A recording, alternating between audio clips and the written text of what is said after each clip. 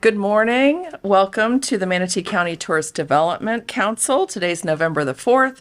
I'm Misty Servia, and we are going to begin our meeting with the Pledge of Allegiance and followed by the invocation by the Reverend Jeffrey Ice. Please stand for the pledge. I pledge allegiance to the flag of the United States of America and to the republic for which it stands, one nation, under God, indivisible, with liberty and justice for all. Thank you. Reverend Jeffrey Ice, please approach, and thank you for being here today. Oh, absolutely. Thank Good you. morning, everybody. Good morning. I read up on you guys last night, and so I could be wrong, but I get the impression you guys got to be both creative, what to do with the money that's from the tourists, and cooperative. You come from different points of view on life, so I could be wrong, but that's the impression I get. Very nice. So I want to pray for your creativity and your cooperation, that y'all can just work really well together, because what you do impacts the community. So I want to commend you for what you're doing. Thank If you you. would, please bow your heads for prayer. Holy Father, we pray for creativity and cooperation with this organization. And they make decisions that impact the community. And so we pray for God's blessings and mercy and guidance on them and on everyone participating today. Thank you for allowing us to do this, Lord. In Christ's name, amen. Amen. God bless you. Thank you very much for being here. Thank you. Okay, and we will begin, can you guys hear me okay? Yeah? Okay, so we will begin with the TDC member introductions. I'd like to start on this end. Ed Childs is not here yet. We do expect him to come in shortly, but go ahead, Jiten, let's do introductions. Jiten Patel, Holiday Inn, Sarasota Bradenton Airport. Eric Cairns, Cedar Cove Resort, Holmes Beach. Shirley Groover Bryant, Mayor of the City of Palmetto. Gene Brown, Mayor, City of Bradenton. Misty Servia, Manatee County Commissioner. Norma Kennedy, I'm Vice President of Parish Civic Association in Parish. David Wick, and as far as LSC, with the county, I'm the chairman of the Crossley Foundation. Elliot Felchoni, Tourism Director, Manatee County. Leanne Keeling, Manatee County. Thank you very much for that. Moving to the next item, we are good, and we need a action on this. It's approval of the meeting minutes from August the 15th. Do I have a motion? Motion to approve. Thank you. Moved by Mayor Bryant, seconded by Jiten Patel. All those in favor say aye. Aye. And it passes unanimously. And now we'll move to public comment. Is there anyone in the audience who has public comment for the TDC this morning? If so, please approach. Tell us your name. And I'm not seeing anyone. Are you sure? Okay. So now we have a very special recognition on the agenda for Vernon Desir and Jack Reinerson, who were previous TDC members. And Elliot, I'll turn it over to you.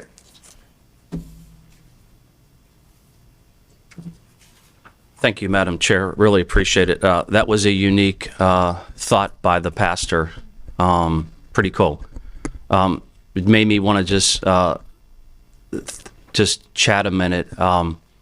What we're doing is we are seeking balance in what we do, and that's a challenge sometimes because we get a little selfish with opportunities, and we need to tame that to moderately bring in tourism to grow our community, but enhance the quality of life for our residents. So that was pretty cool. I just thought I'd piggyback off that a little bit. So appreciate it. We're here today. There's always change, and we look at change as opportunity, but at the same time, change can be emotional and sad a little bit. Vernon Desir would have liked to be here today, but he had another obligation. And I knew Vernon for 29 years. And he was the first leader in our community that I interacted with. And I was 26 years old. And he, I wouldn't say he was tough on me, but just his approach was a little tough. And I needed it. So he has been my mentor my whole career. what he did in the city of Bradenton. Of course, vice president at Manatee Memorial Hospital. Dave, I know you probably work with him being on a board. Jack Reinerson was on the hospital board. And big part of Realize Bradenton Growth, Arts, Culture, the Downtown Development Organization, and then what he did to serve this incredible board. So as much as I want to say I'm going to miss him, he's still in our community. He's still going to be active. And we at the Convention and Visitors Bureau can't thank him enough for his support, because the one thing I loved about him was he wasn't afraid to speak his mind, and he wasn't afraid to tell me when he thought I was going off the road. And that's what you want. You don't want people just to always agree and, afraid to hurt your feelings. So we're going to send him a little token of our appreciation, and we know we'll see him soon. The second guy that I love dearly is this gentleman right here. Come on up, Jack. And Jack, I've known about the same amount of time, 29 years. And he was on the TDC when Larry White was the director. Then I'd see Jack coming in and out of the office, and sometimes I thought he liked me better than Larry. I say that just in humor, and see, he did. I did. And remember, Larry was the guy that brought this CVB from nothing to a viable, credible, successful CVB. And it was our job to take that and enhance it. And not me, but staff has done a great job with that. Jack, I'm glad you came back to serve on the TDC. I used to tell you, don't leave me until I retire someday. And you're not going to leave me because you're still active in the community. Jack was a commander in the Navy. I didn't know that until we went to Port Manatee one day. And we're in his Lexus, and I don't know if you all know, but he's a race car guy. So we went up to the port pretty fast in his car, and he flashed this ID, and the gates opened like no questions asked because of his service to our country. So first and foremost, thank you for serving our country. You're a big part of our freedom today. And thank you for serving our community. Jack was on the airport authority for years. Look at what SCARQ has become today. A lot of that is attributed to your hard work. And I can stand here and talk about a lot of the boards that you have been on. So we love you dearly. You're still part of this TDC because I need you as an advisor and mentor still. So I expect you to come into the office from time to time and even come by here. Jack was also, I would say, politely tough on me. He has an advertising background. His family owned a newspaper in Winter Haven, so he wasn't gun shy about giving his opinions on branding, advertising, etc. And once again, that helped me become stronger in what I do. So, and candidly, if I was half the man as you, I'd be very, very successful. So thank you. Now, with your time in the Navy, we thought it was appropriate to give you this compass. Okay. I think you know where you're going, but this compass is most of the time, so we really appreciate it if I know how to open it. And it has a little inscription in it that I cannot read because I can't see it. But we want you to enjoy this, and there you go. Is that pretty cool or what? That is very cool. What do you think? That I do okay? Jack, we're glad to see you gone.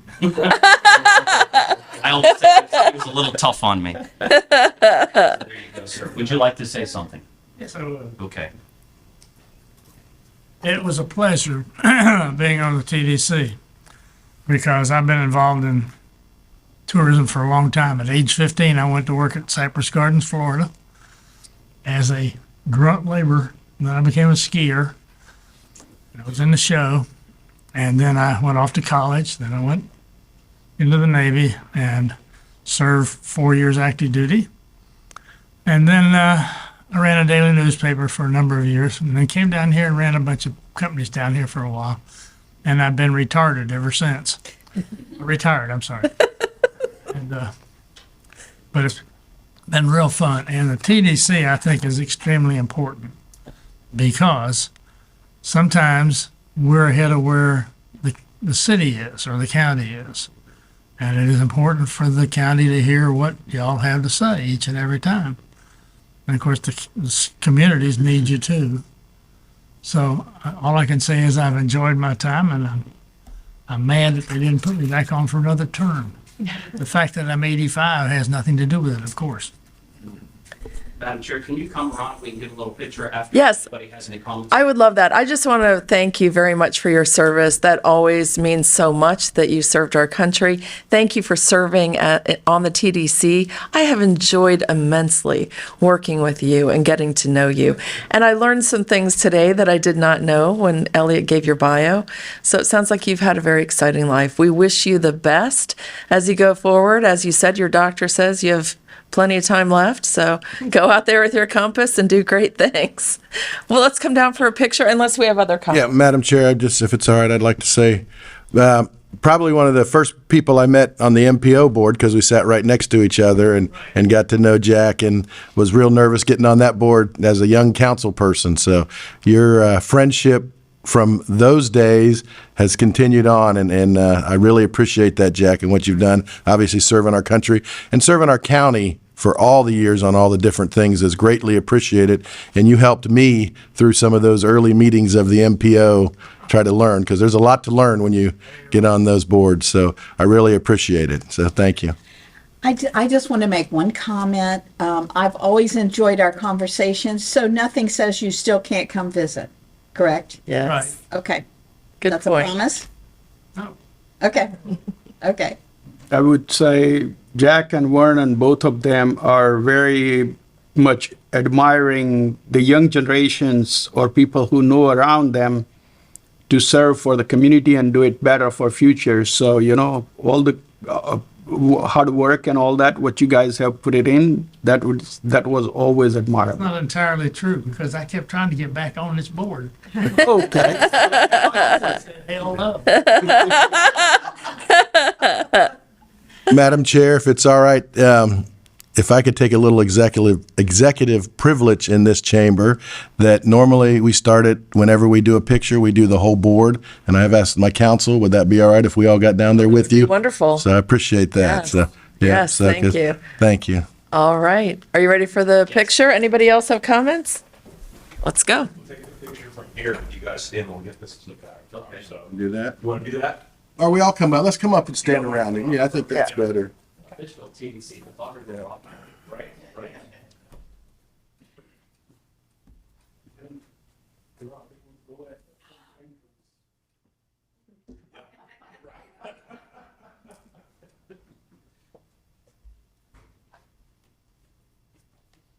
Nice tight shot in there. A lot of times standing this way, you'll get more room opposed to standing this way, so try to. That's perfect. Robert, did you work for a hole in Mills back in the day? On 3. There we go. Awesome. Thanks, Jack. I'm going to bring this on and check and see if you have it a year from now.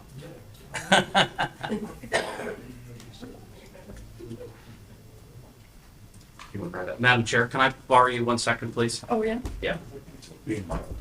Come on down. I like to surprise the chair every once in a while. Might have to go back down. I didn't put this on the agenda because I wanted to surprise the chair. Wanted to take the time. This is your last TDC meeting as chair, and you and I've known each other for probably 20 plus years. Yeah, we're getting old. I think so. But I can't thank you enough for your support.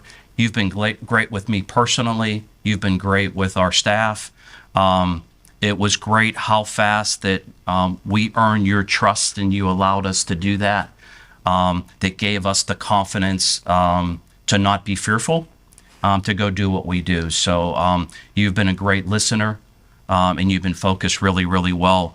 I know you're going to do a lot for this community moving forward. So I look forward to working with you still and having fun. And we're always here from you. So we wanted to give this to you as a token of our appreciation. And I can read that pretty much, but it says, for your outstanding contribution to tourism for the Bradenton Area Tourist Development Council 2020 to 2022. Thank you so much. Thank you. Appreciate it. Thank you. Maybe the mic.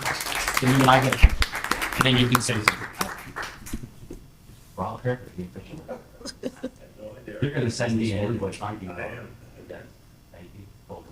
you. There you go. Go ahead, Missy. All right. Well, thank you. Quite a surprise. I'm so honored to have worked with the TDC for 3 years now. And Elliot, you and your staff have just been outstanding, the best of the best.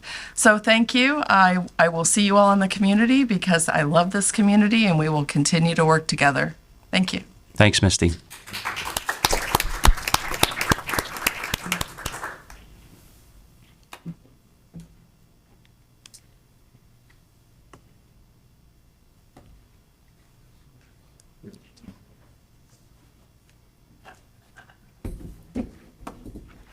That was very nice. I appreciate it. Thank you. Okay, let's move on to Nathan Benderson Park. Today we have Stephen Rodriguez. Thank you for being here. Thank you for having us. Of course. If I can just quickly, you all have met Stephen. And Stephen and I agreed that it was important. This TDC and the Board of County Commissioners have supported Nathan Benderson Park for several years now, and rightfully so. It generates a lot of new dollars to not only the region, but particularly Manatee County. Stephen and I have known each other. We met when he was with the Sports Foundation up in Tallahassee, and he was an incredible asset to us because he was able to help us leverage our sponsorship through grant dollars with the Sports Foundation in Tallahassee.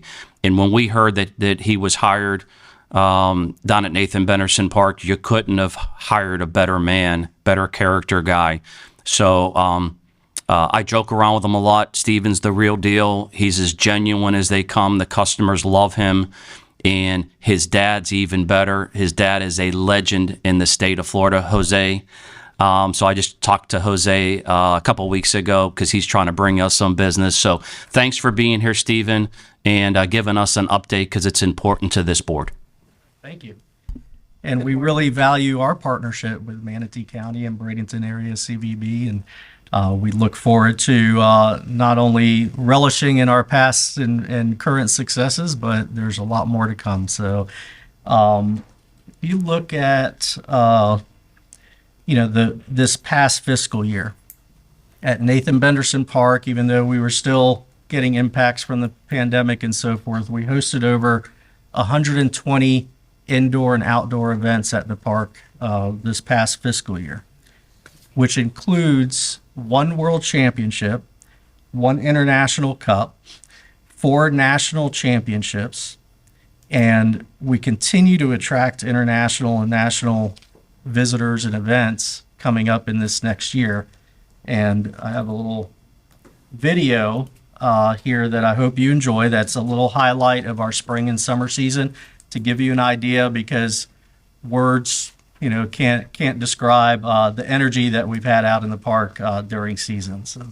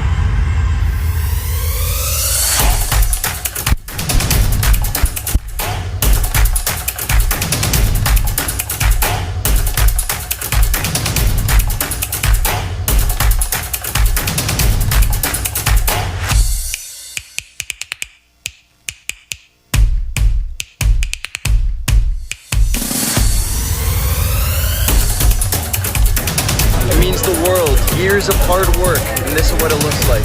World champions, right here. Stop 3, 1, 2, 3,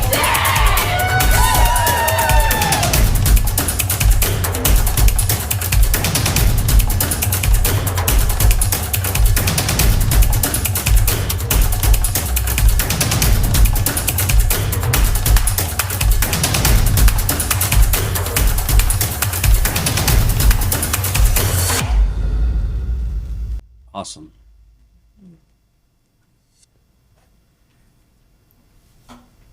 So right now we are currently still calculating economic impact for the year, which we work closely with our partners and with Sarasota County and Visit Sarasota and the hotels and Bradenton area CVB. And right now it looks like we'll be in excess to a $20 million economic impact year for the region for this past fiscal year. But when you look at the videos or the video that I just showed, really the pinnacle of our event season was the International Dragon Boat Federation Club Crew World Championships for a number of reasons. First, this was the first time that event was ever held in the United States. So we, and in addition to that, this was the first time when we went out to Thailand back in 2019, and it was the first time we bid on an IDBF event, period. So we won on the first try, was able to bring it to the United States for the first time, and and if you think 2019 to present, a lot happened in between those years, but another exciting part of that event was because of the pandemic, the International Dragon Boat Federation, they hadn't had events, a world championship in 2 years. So we were the first nation to bring international dragon boat competition back to the world. So, which obviously means a lot to us, right, as a community, but for the development of the sport internationally. And in addition to being the first time in the U.S., being the first to the pioneers to come out of the pandemic and host the event, we actually were able to make additions to that event, and we were the first time that the Club Crew World Championships ever had para divisions. And that's a testament to Nathan Benderson Park, because most facilities throughout the world could not accommodate para divisions, just simply because of layout and design and so forth. So we're able to offer para dragon divisions, and we hope that continues as a legacy for the sport. And then really there are two other outcomes of that event that were very dear to my heart. First was when last minute, within weeks before the event, we found out that we were successful in getting Ukraine to come out and bring a crew out to compete. And here they are in the midst of conflict in their nation, and they can't even, their clubs could not even practice on the water because of what was going on. So really they were able to not only come out and participate in a world championship, but they actually got to paddle on water instead of working out on land. So that was a wonderful experience. And you saw Ukraine in the video there. And the other aspect that was very dear to my heart is, you may not know, but we have our own dragon boat paddling teams that are part of Nathan Benderson Park. It's called MVP Paddling is the club.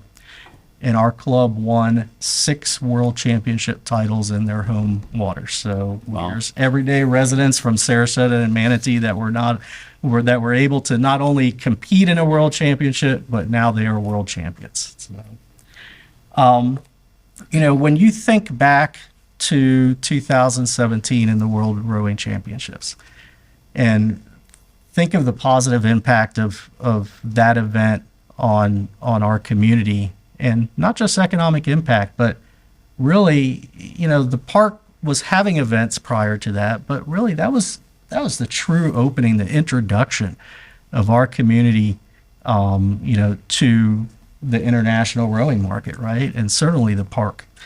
And we continue to see, those benefits of hosting that event and that investment with continuously getting rowing events and training teams out to the park and to our community. And we just a couple of weeks ago announced that U.S. Rowing has awarded the Youth Nationals, which we've hosted for several years. So U.S. Rowing Youth National Championships, the largest U.S. rowing event, will be coming back in 2023 and 2024 to the park, which impacts our entire region. So that's a huge event, and it continues to grow at the park. It's they have almost 4,000 athletes that are competing for 4 days, plus parents and visitors and so forth. So, but you think about World Rowing Championships and what it's done for us in getting into the rowing market. This IDBF event is the same. We have gotten into the dragon boat market now by hosting the IDBF Club Crew World Championships.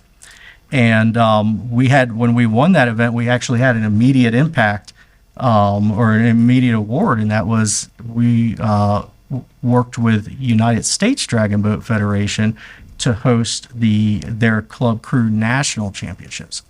And the special thing about that event is the U.S. Dragon Boat Federation never had hosted their own national event before. They always would just designate some other event going on. So here we are working with the national governing body of Dragon Boat in the U.S.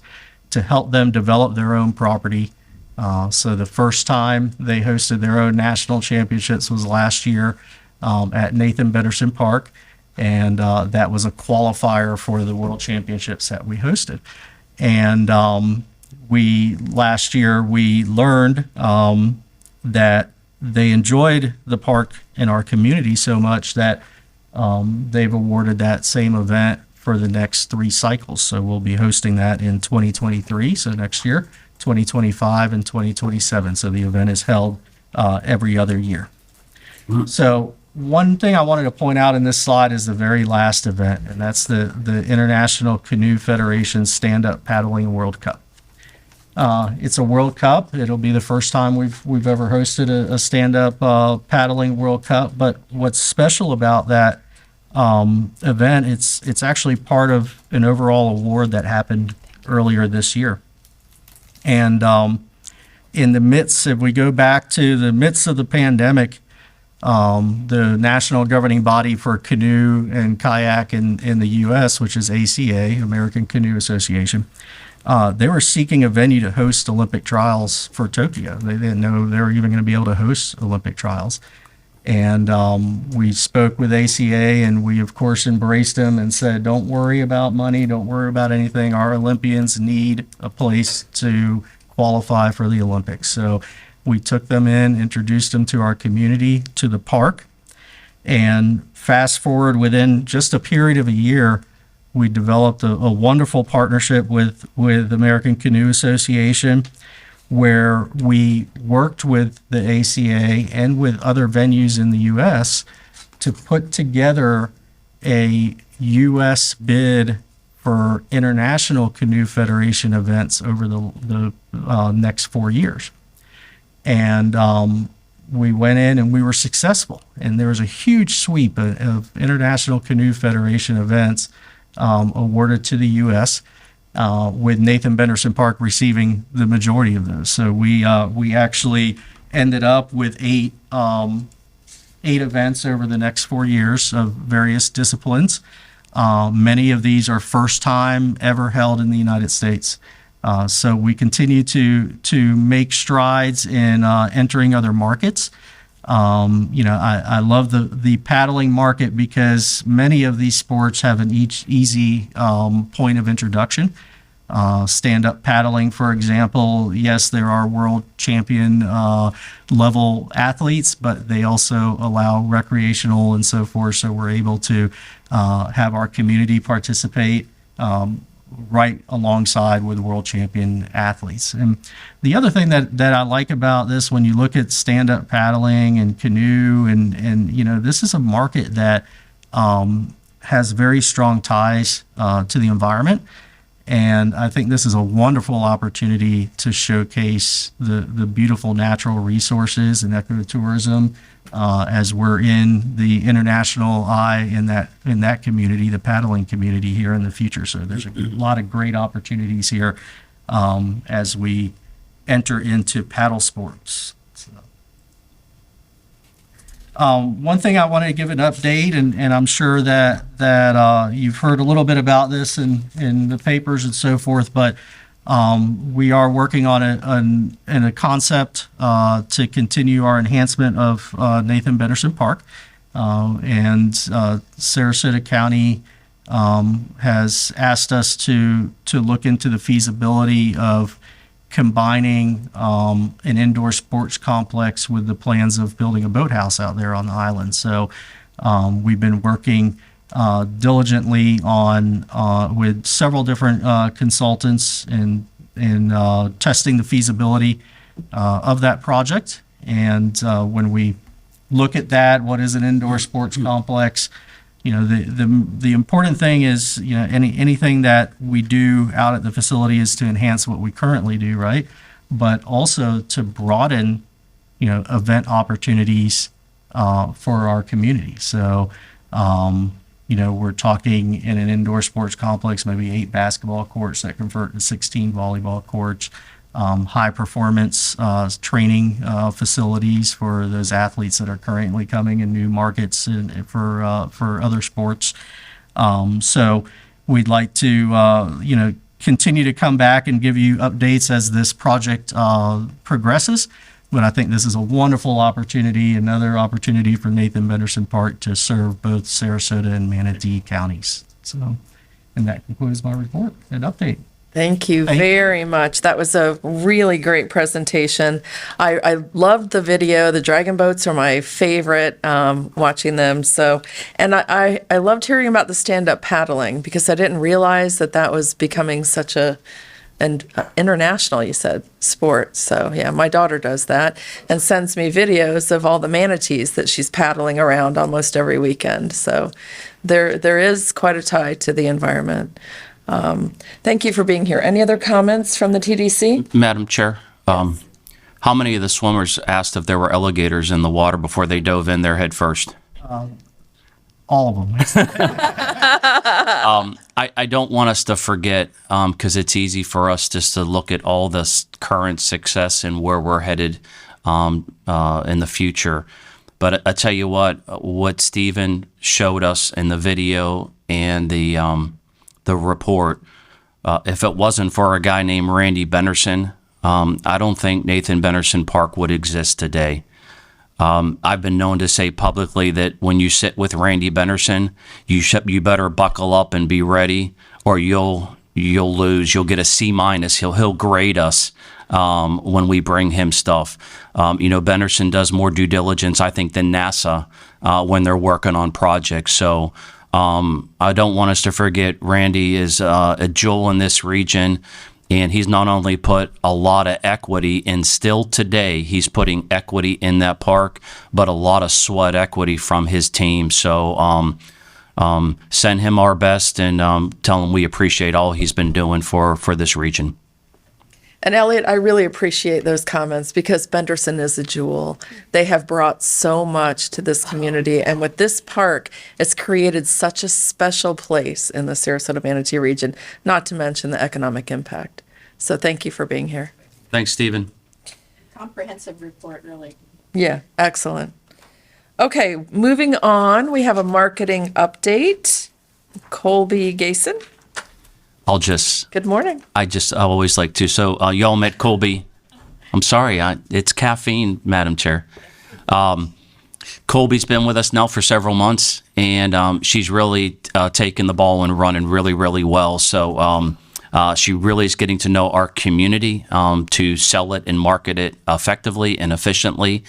So we've been really excited to have her on board. And as I've been known to say, the Colby-Kelly combination, our marketing team is really, really special and really creative for this destination. So she thought she'd give you some insight of what we're doing, and she'll be working hard with her team to start preparing a 2-year budget in the next month or two. So good morning, Colby. Thank you, Elliot. Appreciate the intro. I'm waiting for my presentation.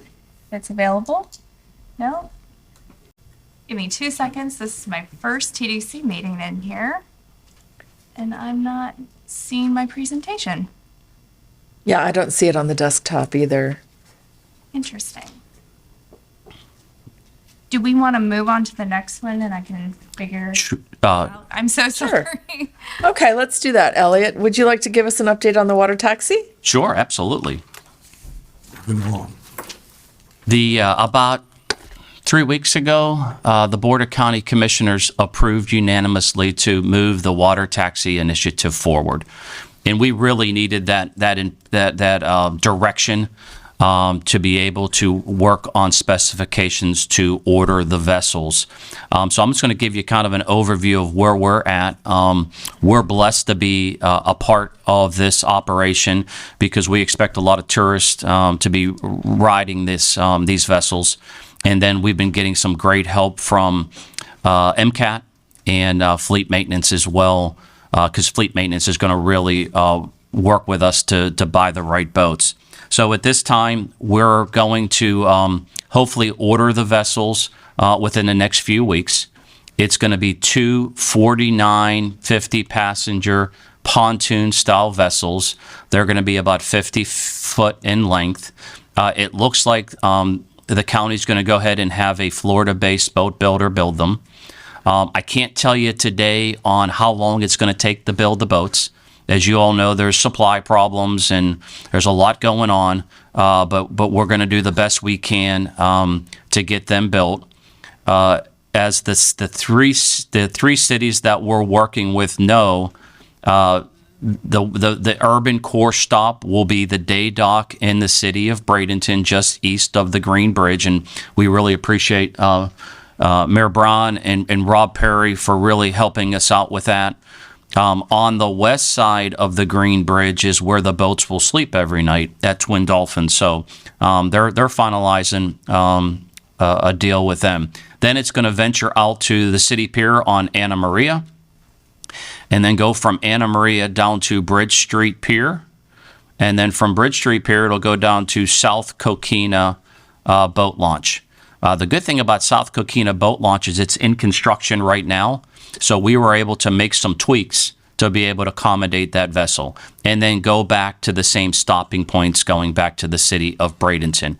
Like I told the Board of County Commissioner, the key word is fluidity here, because we're going to continue and Watine with Research Data has been doing interceptors with our visitors, so we're continuing to gather feedback from not only the visitors but the residents that live here. We're going to be working with the Florida Restaurant and Lodging Association to survey the hospitality industry to really figure out a way how we can get service workers to utilize the water ferry. There's always a chance we could have a separate system that really just carries the employees from the mainland to the islands. So we're working through those variables, and there's a lot of variables there. But it's important. I know I've heard it from the TDC. I've heard it from the Board of County Commissioners. I've heard it from the cities, how important that is to get the workers off the roads and utilize our incredible water assets. Out of the gate, and when the boats are ready, it's going to start off on Friday, Saturday, Sundays from 10:30 in the morning till 9:30 at night.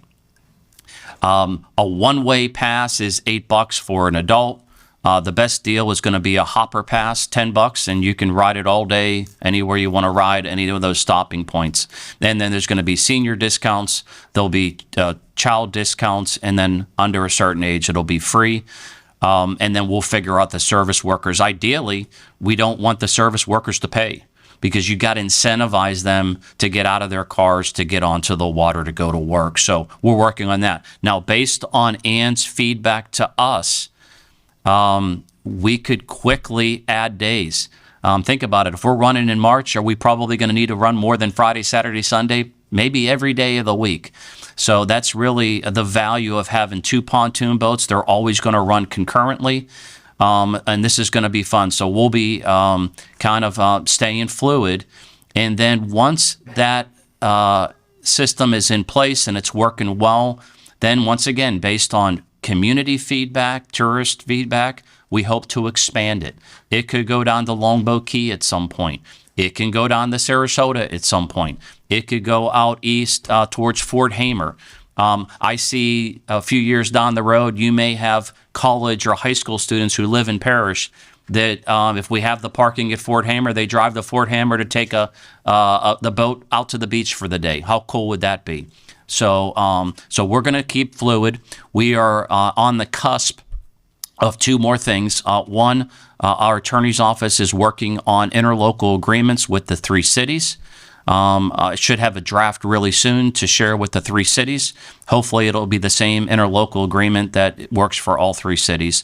And then we're on the cusp of having finalizing an agreement with Clearwater Ferry. They've been doing business up in Clearwater since 2015 to a lot of success. I think I've publicly said we've tried to turn over every rock and see if there's any negative feedback about their operation. It was all positive. And the co-owner has been on the TDC in Pinellas County for years, so she really knows what we do, why we do, and when we do it. So it's going to be a really good relationship. They've actually now run a sustainable operation up in Clearwater. Keep in mind, I think Pinellas is the most dense county in the state of Florida, so density probably plays a part in that. What I'm asking for the TDC this morning is a recommendation for some funding. And Dr. Hopes is looking at 3 definite funding sources and then some grants. So the one would be tourism tax proceeds. The other would be the beach concession revenues. We have a third party that runs the beach concession, Manatee Concession Coquina, and they give Manatee County commissions. So there's funding there. And then thirdly, the Coquina market that Manatee County is going to run, and there'll be some net proceeds there. So those are the 3 funding sources. And we're looking at federal and state grants that are out there. But what we found out is you have to have a service that is currently operating to be eligible for those. So I feel confident that we're going to get some state or federal funding, probably maybe like a year after it starts. Okay, and then maybe that's when we're expanding the service. Okay, the subsidy is going to be right around that $300 to $4,000 a year. We're actually going to have a matrix, so the expenses will pretty much be fixed unless we add days of the week. But the revenues are going to fluctuate, right? So we feel like if we budget, $400,000, then that should be good enough. The boats. We're still trying to figure out the cost of that, but I'm going to ask the TDC this morning, and keywords up to, so I don't need to come back to you. Time is of the essence, so I'm going to ask for a recommendation up to $950,000. And as you all know, I work hard to communicate with you. So once we get an idea of true cost, then I'll one-on-one you just as a courtesy to keep you all up to speed of how we're going to use the tourism tax proceeds, so you have a comfort level there. So with that, I'm just asking for a recommendation. I'd like to make a motion I'll second it. that we accept the water tax initiative. Thank you. That was quick. I've been on Anna Maria Island now for 23 years, and probably prior to that for 10 years. On my very first TDC meeting that I was on, I brought up the water tax initiative, and because it wasn't on the agenda, I was kind of shot down a little bit, but that's okay. This is a fantastic, exciting idea that has a long time been coming. I can tell you this, that from Elliot, you're talking about the workers coming onto the island. I can tell you that we have many people I know from many hotels that have a difficulty in season having people coming onto the island because of the traffic backups. At that point, they take jobs somewhere else. They're set with those jobs, then they don't want to come back to the island. This is a great idea. The other thing, too, is that on many places I have been to in my life, and as a matter of fact, just last year, Rhode Island, and got on a ferry to go out to Block Island. And unfortunately, it was in February. It was pretty cold. But anyways, going somewhere on a boat, especially if you're in a new area and you've never been there before, and getting from point A to point B is just exciting. It's invigorating. It makes you really blessed that you're in this environment right now. Also, as the traffic that we have on the island is expanding each year, it expands. And parking has always been an issue.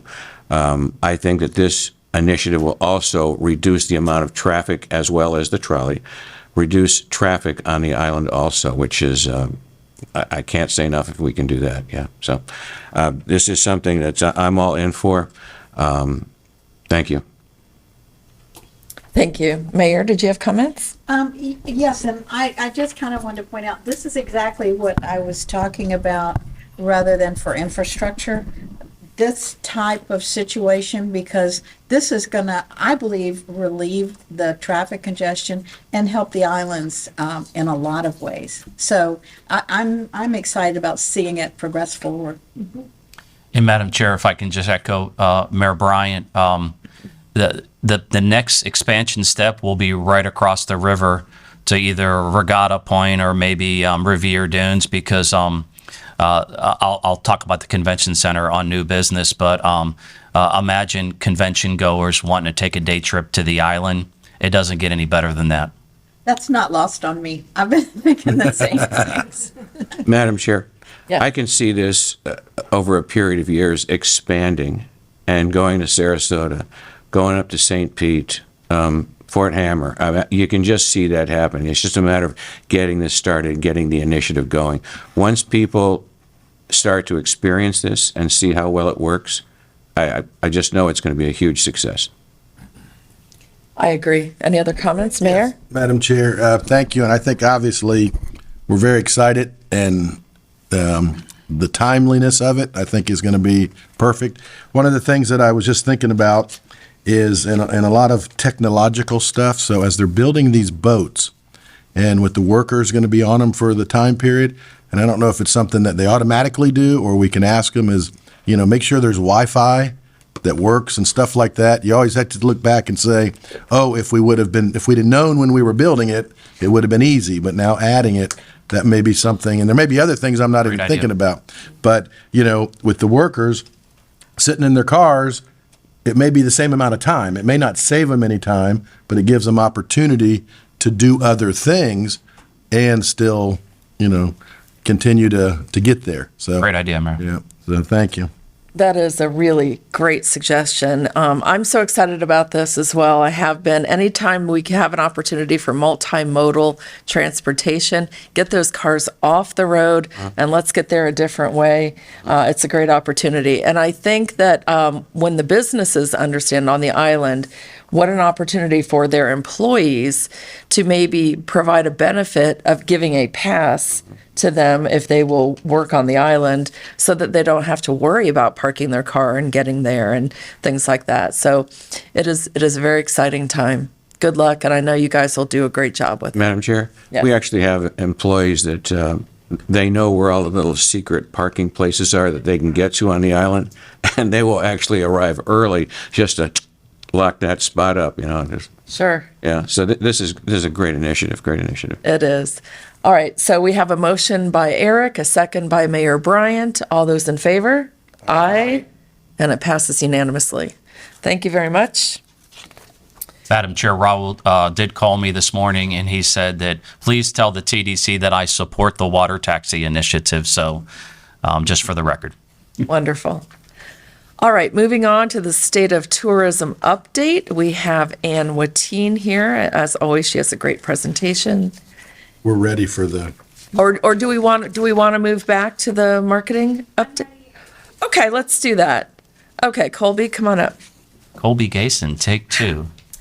So I know the anticipation of what I was about to present has built.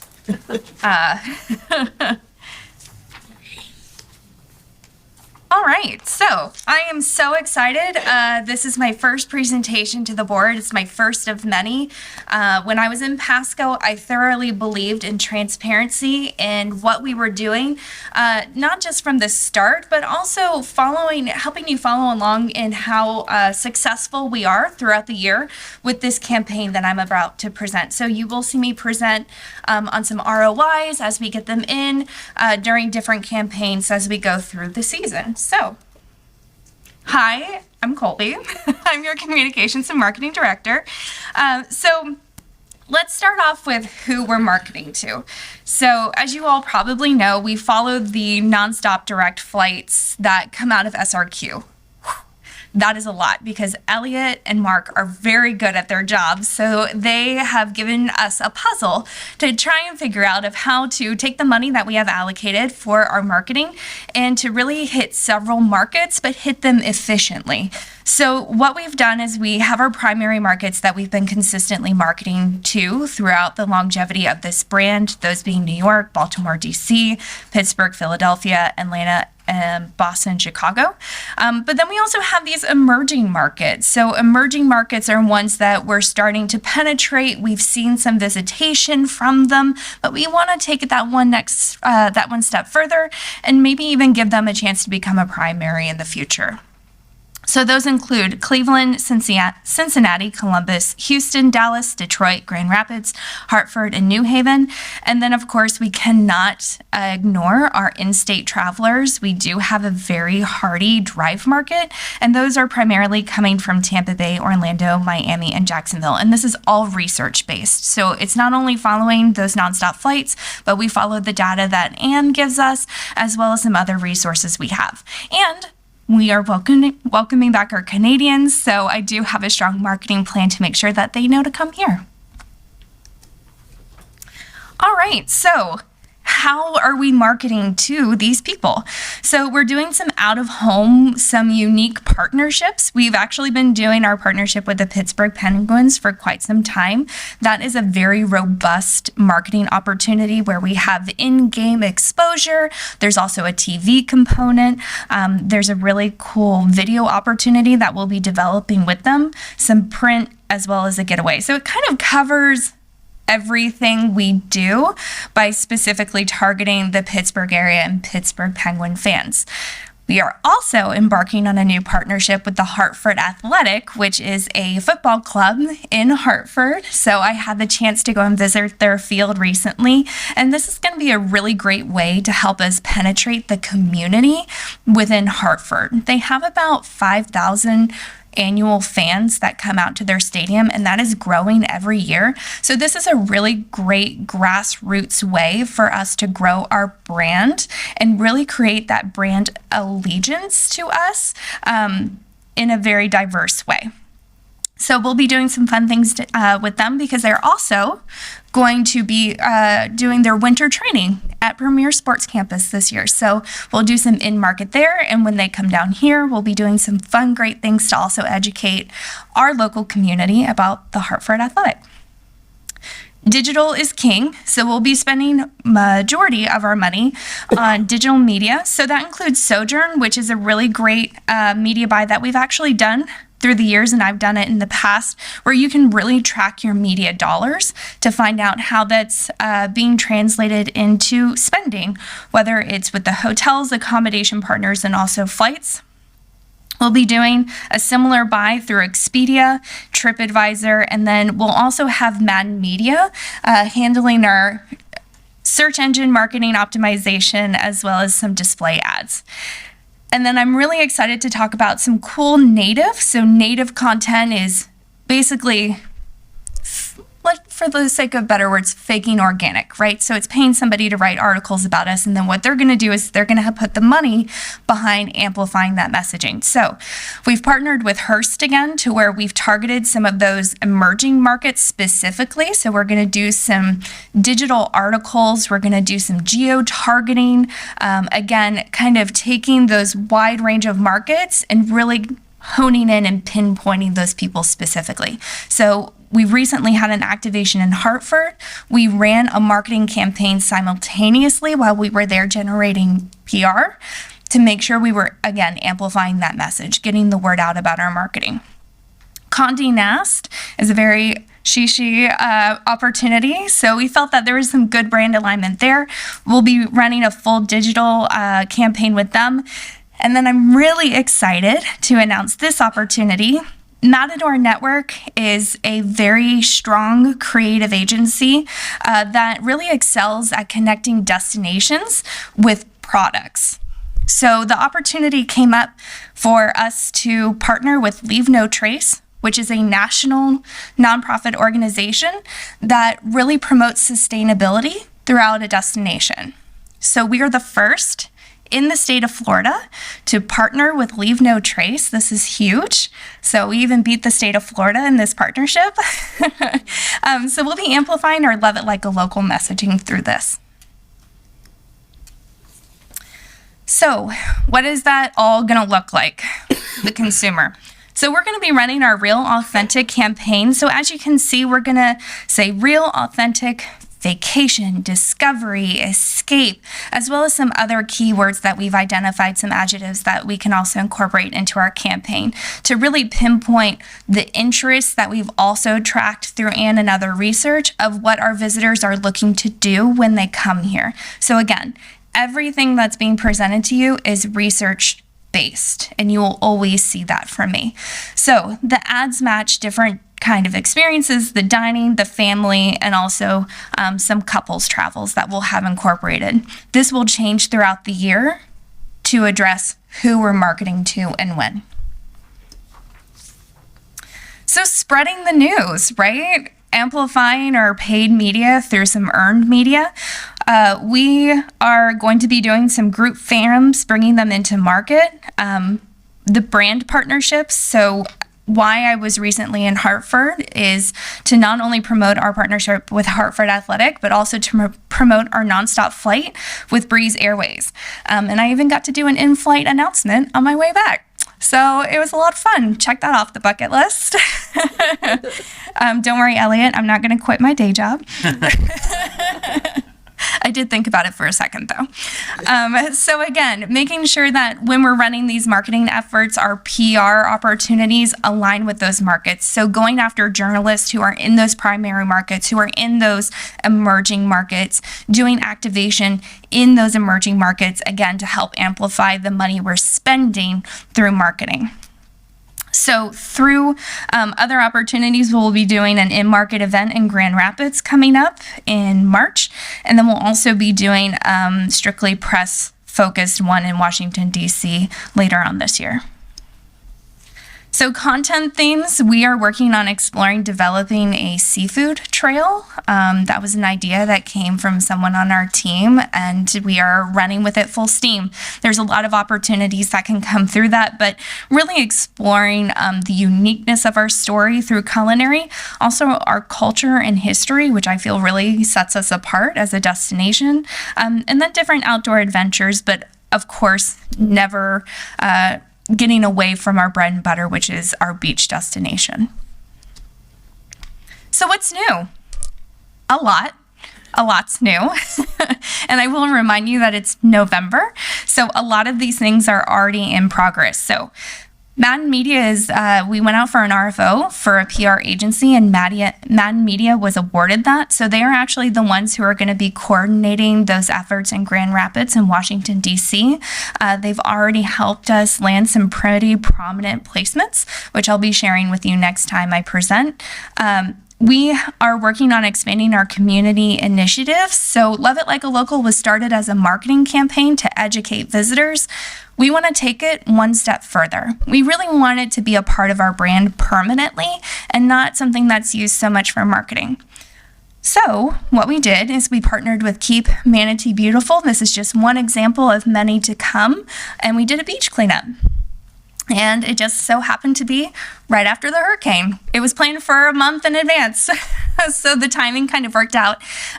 Fox 13 actually came over the bridge, which is huge. We did live shots all morning. We had 160 participants who collected 400 pounds of trash. I know. Even my husband, who was out there on his own, I was like, babe, you can stop. We're done for the day.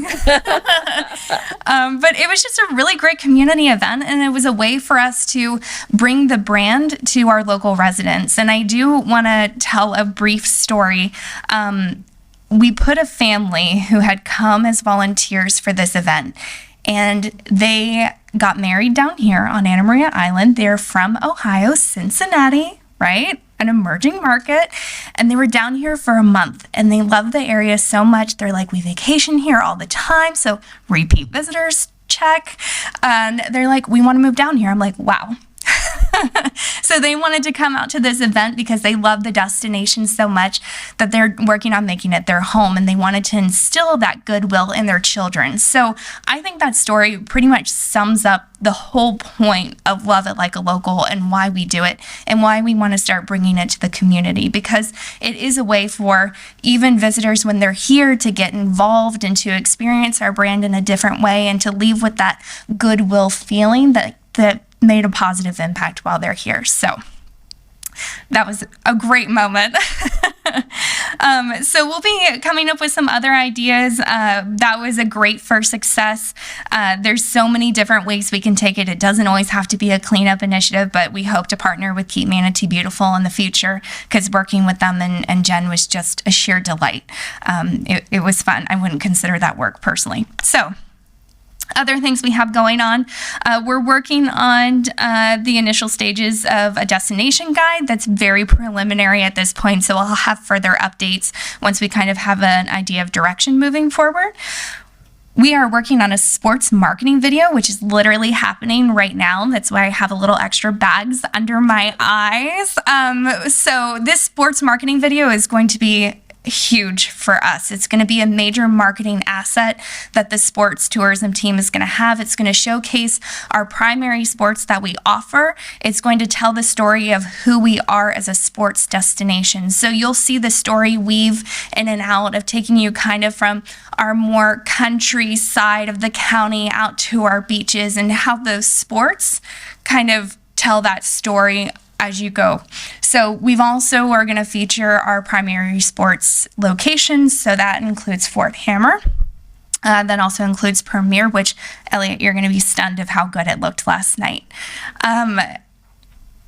I always have you in mind. And then the convention center, and IMG actually has been a phenomenal partner. So it's going to be a really great marketing asset for us. And then last but not least, we went out for an RFP for a new website. We needed a new website that was going to just provide a better user experience. I think we've got a good one, but it definitely could be better. And we want to make sure that visitors are finding the information they need, because what we're going to consider a KPI in this is we want them to click off to a partner. We want to make sure that we're driving them to where they want to be. That needs to happen faster on this website. So it was just the right time to do some better marketing funnels and capture some more authentic leads through that. So Madden won the bid again. So they will be working on this project with us. Right now it's slated to be a 10-month project. That's just being very lenient. I do anticipate it to probably go faster than that, but we are in the negotiation stages of that contract. So as you can see, we have not been busy. There's a lot more to come, but these were just some of the initial things since I've started that have been some of our top priorities. But I just really want to thank my team. They've been phenomenal and so supportive, and have jumped right in. And I think they're still panting and like, Colby, can we have a water break? And I'm like, yes, but let's get back on the road. We've got a lot to do. So without further ado, that is it. Thank you so much. Thank you, Colby. That was worth the wait. That was a fantastic presentation. Any comments? Yes. I really do think it's a great idea to partner as much as we can with Keep Manatee Beautiful, because really you get so much bang for the buck. They know exactly how to do it and get the volunteers. Yep. We've been very successful, every partnership that we've had with them in the past. Yep. And I do know they have it's Aqua Ventures is having a cleanup, shore and diving cleanup coming up very, very soon. So hopefully we can help send some volunteers to them, because that's a lot of what we market is our beautiful waterways. And how better to do that than work with groups like that, because Keep Manatee Beautiful partners with them. So they have a lot of different, you'd be surprised how many people volunteer in the different groups and the classrooms and the schools. So it's really important to everything we do in trying to market the areas to preserve it. Thank you so much for that. And I will say we do have a social media account now for Love It Like a Local. So if it's not something we're directly sponsoring, we can certainly amplify other like-minded events through those accounts. Wonderful comments. Anyone else? Colby, I guess your energy reflects in your presentation, so keep doing great work. Thank you. Yes, for sure. Madam Chair? Yes. Just a couple thoughts. Madden Media is one of the leaders in the destination marketing industry. They're nationally known. They're based out of Tucson, Arizona, but they have reps throughout Florida. So the people that we work with day to day are based out of Tampa and Orlando.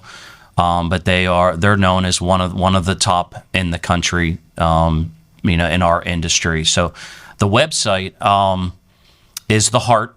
Everything that Colby, Kelly, Nick Azera does gets driven right to the heart, i.e. the website. And, they're expensive. I would say the shelf life of a website doing what we do is if you get 5 years out of it, you're probably doing pretty good. And remember, we're accredited through the International Association, which is like two really thick binders to make sure we have to prove that we understand best practices in the industry, hence the reason for updating the website. So there's how we think is, yes, we have to adhere to best practices in our industry, but at the same time, how can we do things unique and compared to our competitive set? And don't be afraid to be pioneers. Don't be afraid to try something that's nobody's done before. You may strike out, but you may hit a grand slam. So stay tuned on that. It's really going to take probably 10 to 12 months to build out. But Colby will keep you up to speed on that. Just a couple more thoughts. I think it's really important. Connecticut, Ann will tell you, 2 years ago was the top underserved market outside of Florida. So when she told that to us and Mark Stuckey at the airport, when Mark and I meet with network planners, we went after it. And the first one was Corsavello going into New Haven, and that flight's going really, really well. And then Breeze came in with Hartford, and that flight's going really, really well. And then just 2 days ago, Breeze inaugural White Plains Westchester came into SRQ, and it was 90% full. Huge market. So check that box of we're filling that most underserved market. Finally, when you talk about out of home, and I dumb it down for me, it's maybe a bad example. It's advertising on a bus. It's advertising on a cab. It's advertising in game of a sporting event or any kind of an event. Okay, so about 88% of what advertising Colby does is digitally based, okay? Because she can directly target exactly, she can go down to a zip code if she wants. But the reason why we do out of home is if your market is mature. And really, and my good friend Ann may disagree with me, but there's two markets, maybe three that are mature. It's New York, it's Pittsburgh, and maybe Chicago. So we can get away with New York, Pittsburgh on the out of home because they've probably been to our destination. They understand our brand elements, but there's a lot of competition. So we have to kind of say, hey, don't forget about us in a Penguin game. Hey, don't forget about us. And the reason for like a Penguins is you have the great partnership with the Pirates, but they can only cover so many months of the year. So when we partner with the Penguins, and Mayor Brown and I took a tour of their offices and team and first-class organization, they have the #1 market share in the National Hockey League, both in TV and social media. So they were able to fill that 365-day gap, and I'm hoping to see Pittsburgh kind of rise up in the top feeder markets there. We did the same thing in New York, probably 2-3 years with the New York Rangers, the Knicks, the Islanders. So you won't really see out of home. You may see it in Florida a little bit, but you won't see it any more than those couple cities because we have a lot of immature markets with all these extra flights. I've told the media, where's your feeder markets? Well, we're following the nonstop flights, following the new nonstop flights. So that's where Colby is really being challenged to utilize the monies that we have to grow those markets. And then don't forget UK in Central Europe is starting to come in, and I think Ann will give you a little bit of update on that. Great job, Colby. Really appreciate it. Yeah, fantastic job. Thank you for so being much. here. Thank you. All right. Ann Watine, you're up next. The State of the Tourism Update.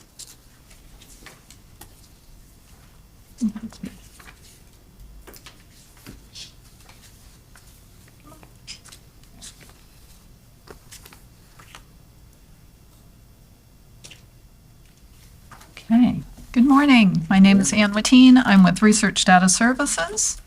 And I know you guys have August in your packets, but September is hot off the press, and I thought that it was a little more interesting.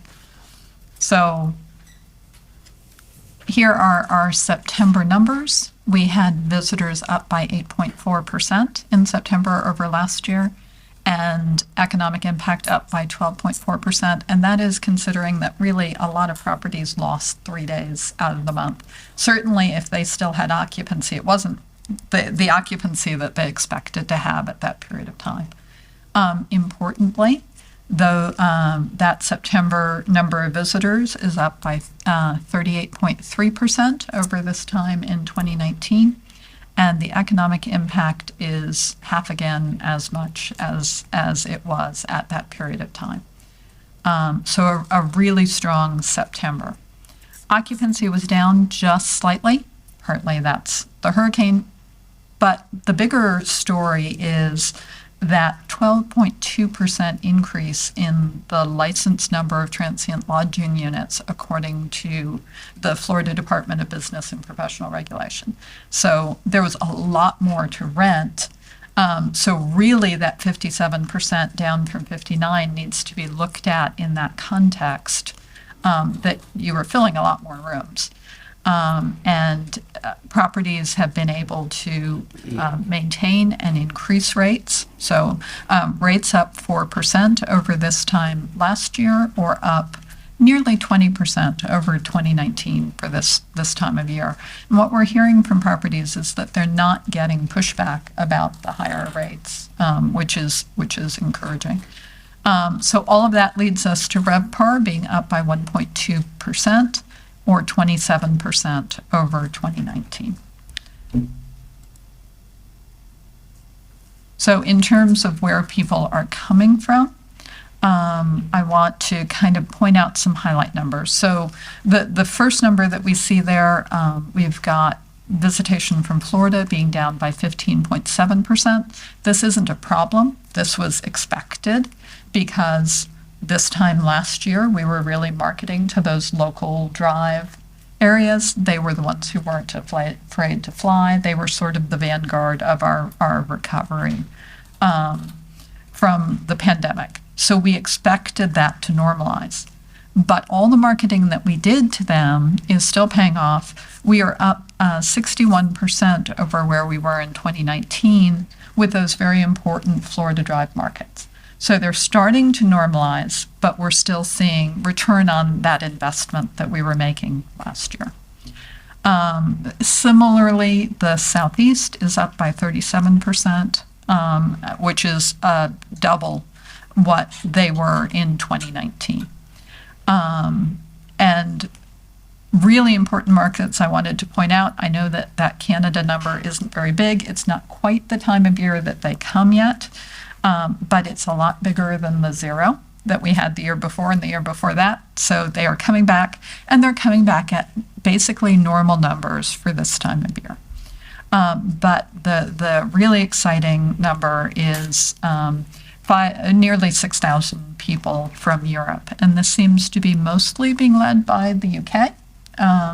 We're hearing that market is much bigger than it was even in 2019, but also we're seeing continental Europeans in that number as well. So we are only down by 8% over where we were in 2019.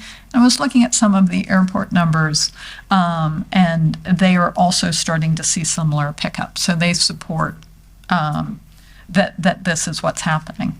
And the last number I wanted to point out here is that opportunity markets. Opportunity markets are the emerging markets that Colby was talking about, basically markets west of the Mississippi.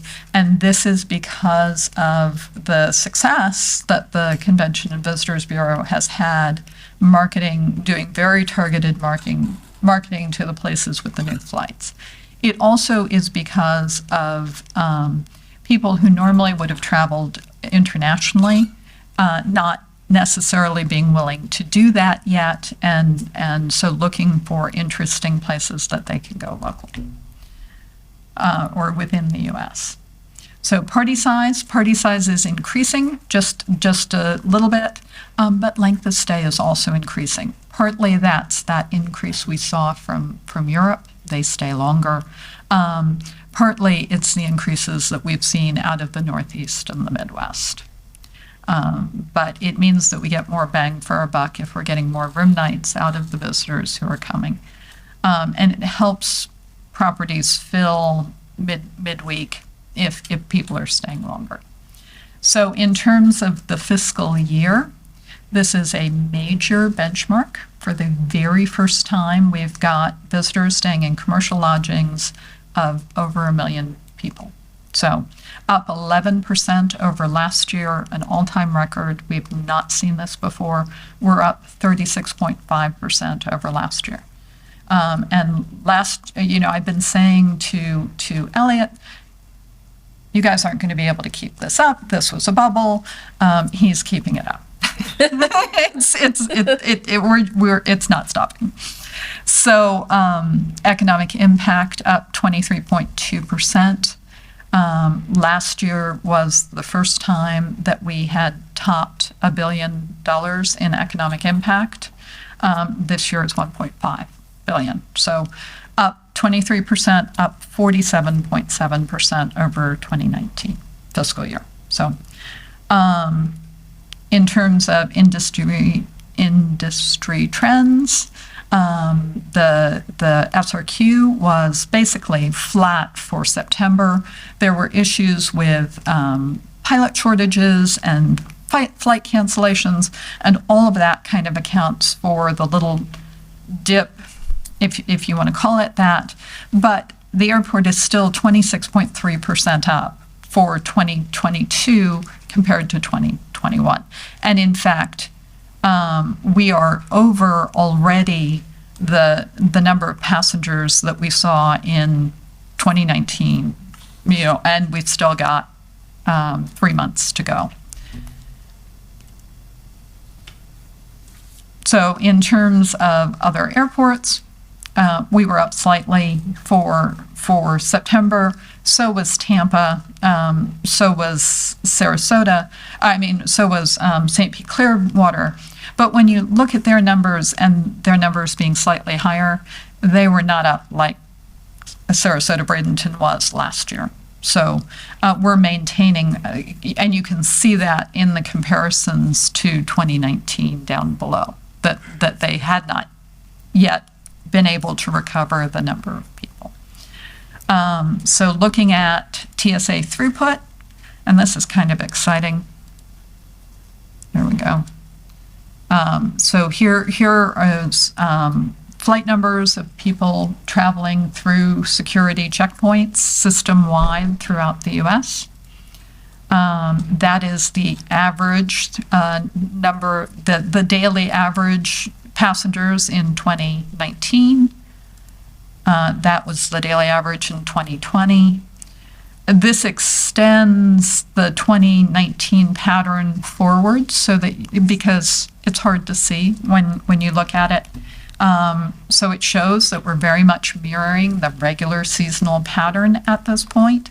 But there are a couple of places that, oops, I got too excited. No, the other way. There are a couple of places where we actually exceeded 2019 numbers for the very first time. So the beginning of September, so September 3rd through 8th, we were up, and October 28th through the 30th, the throughput numbers were up. Now, we're looking at 7-day rolling averages. The reason that we do that is if we graphed the daily numbers, it would look like a whole bunch of M's because people travel on Fridays and Sundays. So this smooths that out so that it's easier to see what's going on. Also, if you look at the TSA site, they continually shift the last year so that they're matching Sunday data versus Sunday data, Monday data versus Monday data. This takes out the need for that. So we're doing actual time periods, but with the 7-day average it smooths out those weak peaks.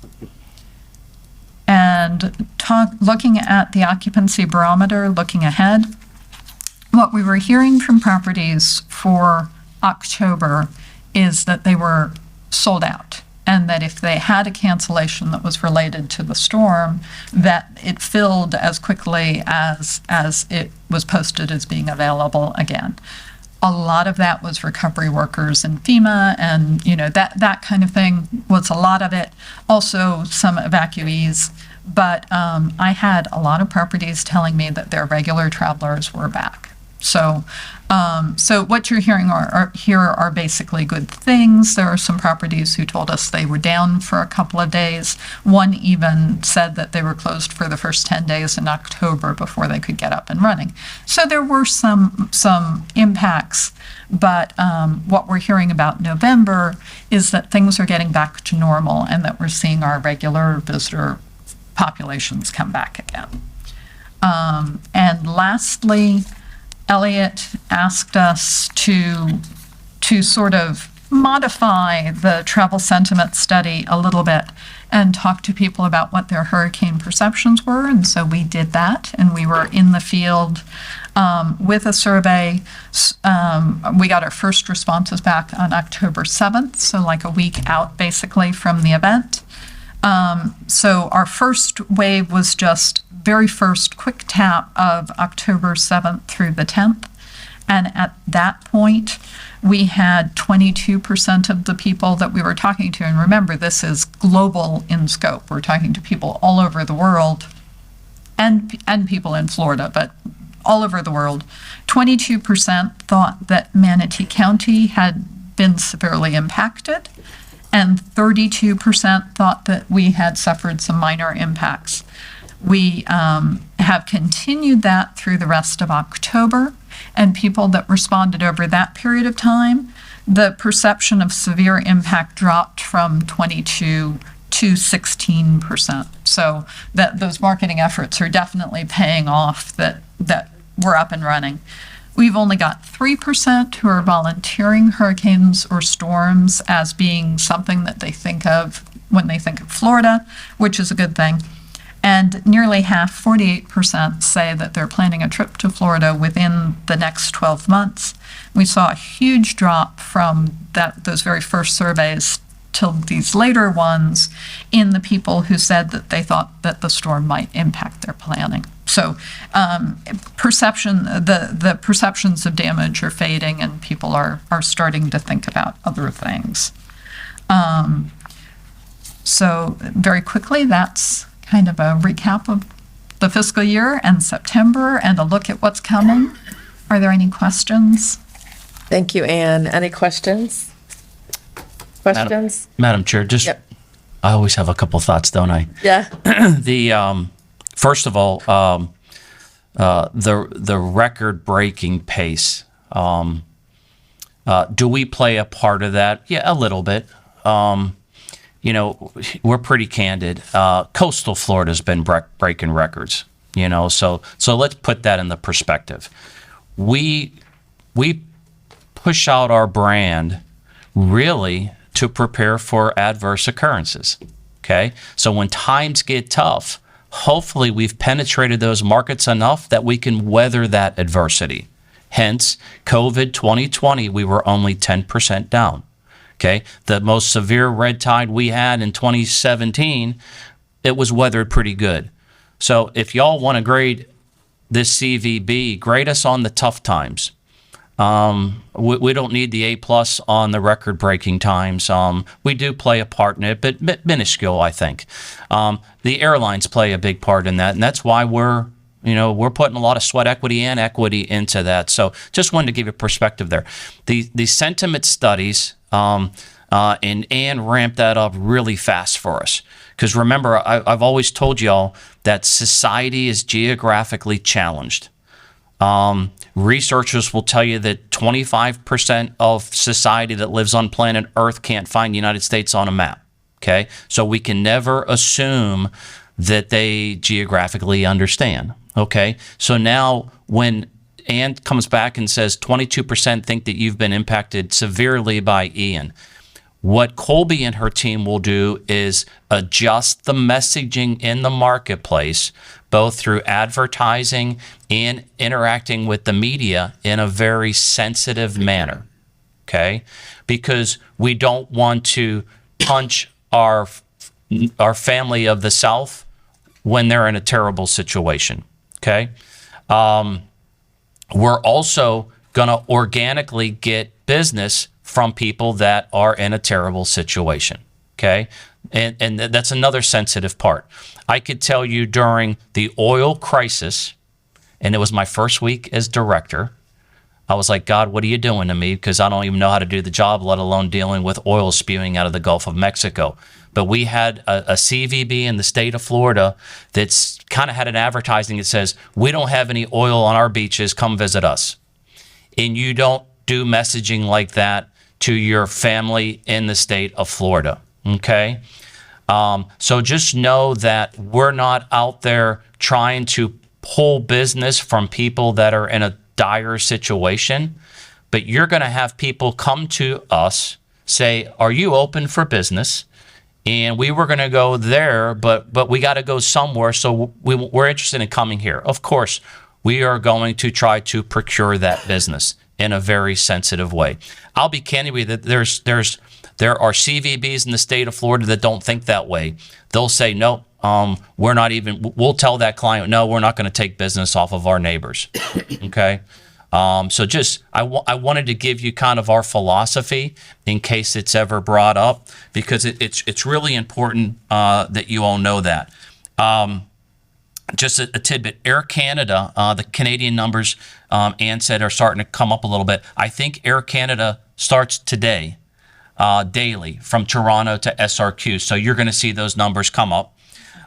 When Mark and I were at the World Routes speed dating with the airlines, it looks like they're not going to add frequency, but they're going to add more what they call wide body mainline planes. And so the bigger planes, more seats, because there's demand there. So that's a good thing. And that's American Airlines, Delta, United. And we have that opportunity because, like Ann said, there are actually airlines that have good quality planes sitting in the desert because they don't have the crews to fly them. Can you imagine that? Okay, so they have some of these mainline aircraft that now they can actually use for an airport like SRQ to put more people in the seat. So really, really important. And then when you go into SRQ, especially between now and the next 6 months, normally that we've had 5 TSA security lanes. The FAA has approved a 6th lane, which is really important, and they're hoping to have that lane in right after the holidays. But please, when you go to SRQ to fly out, don't go like you normally do, like an hour before. Get there a lot earlier so you can calmly park, take the shuttle, go through TSA to get out of the airport, okay? But that's a good problem to have. That's all I have, Madam Chair. Thank you. Very good comments. I do have a question about the pilot shortage. Do you know how that's progressing? Yeah, it's there's a little bit of lag time, but there's a lot of training going on. I'll give you an example. Breeze actually bought 2, Eric helped me, to train as a pilot, the simulators. Thank you. Someone said it. Thank you, Max, pilot. They actually own 2 simulators. So they're actually able to train in-house, which speeds up the process. So I think that you're probably looking at maybe a good year before you really see more pilots coming on board to handle all these flights. So it's going to be easy. But, in Colby and Anna hear a lot, at the end of the day, one of our mottos is let's control the controllables. Yeah. Let's not worry about things we have no control over because it'll just, wear your body down. That's for sure. Great advice. Thank you, Ann. Thank you. Appreciate you as always. All right. Thanks, Ann. Moving on again to public comment. Last chance at this meeting. Is there anyone in the public who would like to come forward and make comments? I'm not seeing anyone. Moving on to new and old business. TDC members? Yeah, Madam Chair, thank you. Just wanted to kind of give an update on November 18th.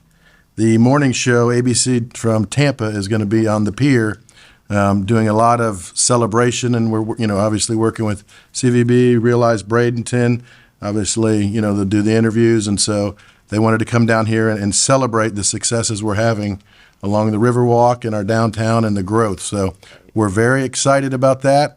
We worked it out. Obviously, the pier was very excited, but they have to be ready for them about 3 o'clock in the morning, and it starts from 5 to 8 a.m., really celebrating along there, and then from 9 to 10. So you're going to see a lot of press for that day, on the Tampa channel from ABC. Exciting. And with the time change, it won't be long that we'll be in the dark at 5 a.m., right. So- right? Right. Anybody else? New and old business? Yes, Just Elliot. a couple laundry lists. I'm looking at you two, and in a very positive way. Okay. What's neat is there hasn't been many years that two mayors have sat on this board. It's because usually the city of Bradenton, you and Mayor Poston, there was always appointing a city councilman. So that's really cool. Mayor Braun has always been a supporter of us, even when he was on the city council. I mean, he always went out of the way to thank me, and I was humbled by that for what we do for the city.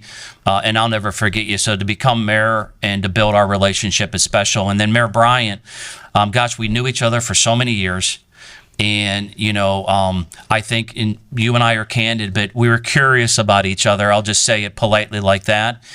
And when you're forced to work closely together on the TDC and with the convention center, we get to know each other better. And now we've built a strong relationship. We're still candid with each other. She's probably still curious about me, but it's forcing Mayor Bryant to learn what I do and what I've learned what she does, and it's pretty cool. So I just want to acknowledge that, just sitting from this perspective. And with that, quick convention center update. So for those of you who have driven by the convention center, the Marriott is now 6 stories framed in. So 2 more stories to go. They're still on track to, I'm going to say, open their doors sometime in January 24. We should have 30% construction design for the convention center expansion later this month. Okay, so and that's Foley Bryant is working on that. We all know Foley Bryant; they're doing a great job. So I'm hoping. I think the most important meeting potentially of our career is December 13th at 9 o'clock in the morning. That is the first. I think it's the first in the history of collecting tourism tax that will have the TDC and the Board of County Commissioners around one table. And I'm real excited about it. I would go ahead and plug in 2.5 hours. And the good news is I'm not going to talk the whole time. We're going to have some guest speakers. Michelle Schultz being one of the tax collector icon. She's going to give you all an update. And we'll have the airport give an update as well. But we're going to mix it up a little bit. But we're going to just remind the TDC and the commission, here's what we do, here's why we do it, here's when we do it. And then just kind of give a state of tourism and get the tax collector to give a little bit of pulse. And Ann Wateen's going to be around that table as well. But the objective is, when you have success, let's maintain good, responsible decisions. Okay, so what we're going to try to do is get those 2 dynamic boards to look downfield 5 years from a capital investment. Okay, where do you want to go, TDC? Where do you want to go, Board of County Commissioners, in the next 5 years? And I'll tip y'all off. You've heard me say it before. Where is our future? The urban core and what's going on in East County. That's where I think that we're going to focus and see if we can get the TDC and the board to focus on those 2 geographic locations. Not that we are going to stop looking at the islands. They're important to us. They're built out. But hey, if you want to grow tourism and diversify it, it's urban core. And when I mean urban core, it's University Parkway to Palmetto. Okay, because you have that TIF, University to Cortez. That's a big part of our future where as that's rebuilt, Hopefully you'll have millennials and then Gen Zs that are going to want to live there because it's got multimodal and density and all that kind of thing. So that's the sneak peek. Like I said, we're excited. We're already putting together the package, and I really look forward to seeing you all there. So that's all I have. And I guess I won't see y'all, but have a great Thanksgiving. And it's been a busy year. We have to remind ourselves there's that biblical thing where we're supposed to rest on Sundays. Let's get some rest because the mind and the body needs rest from time to time. Let's not forget that. Thank you, Madam Chair. Thank you very much. And thank you again to all of you. It's been an honor and a pleasure working with all of you. Keep doing great things. We are adjourned.